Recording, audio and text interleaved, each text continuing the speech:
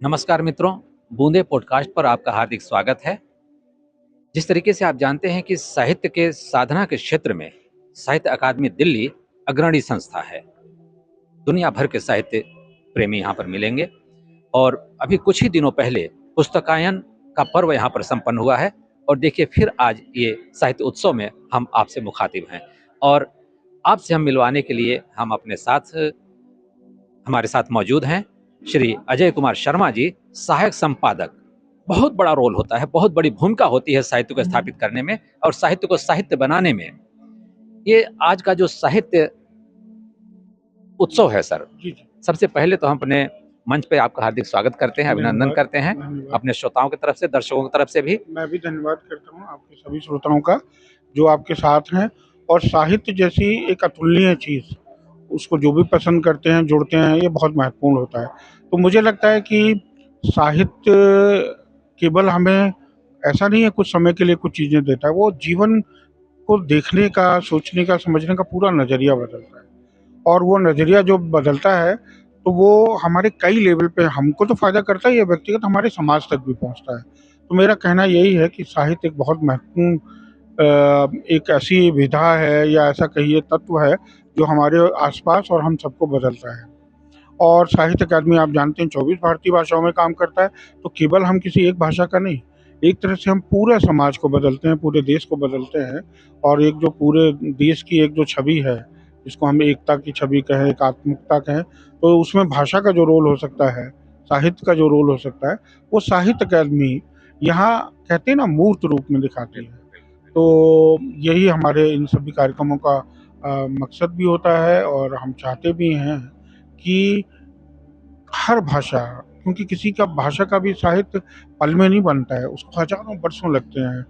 उसमें वहाँ का भूगोल, इतिहास, समाज क्या नहीं होता है। तो उसको समझना, उसकी गहराई को समझना, वो तभी संभव है जब हम उस साहित्य की विभिन्न गहराइयों को समझेंगे और अलग-अलग साहित्य को पढ़ेंगे। केवल एक विधा या एक भाषा का साहित्य परिपूर्ण नहीं करता है भारत जैसे विविधता वाले देश को।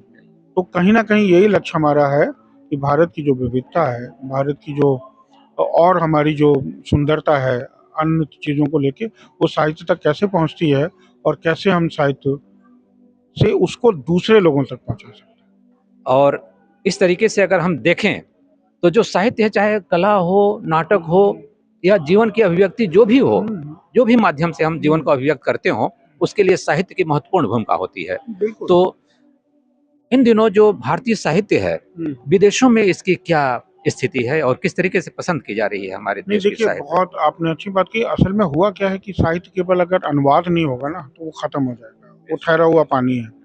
तो अनुवाद की इतनी बड़ी भूमिका और भारत जैसे देश में कि जहाँ इतनी विविधता हो भाषाओं को लेके, वहाँ तो बहुत ज़रूरी है कि हम अनुवाद हमारा प्रथम चरण बने और ये खुश खुशकिस्मती कहिए इस देश की, कि इतनी ज़ुबानें हैं यहाँ पर, अनुवाद करने वाले लोग हैं।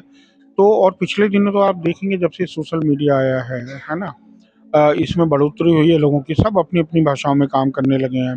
वो दायरा व्यापक हुआ है, अब किताबें केवल खरीदने के लिए हमें किसी मेले या किसी बाज़ार में जाने की ज़रूरत नहीं होती, वो हमारे हाथों में है।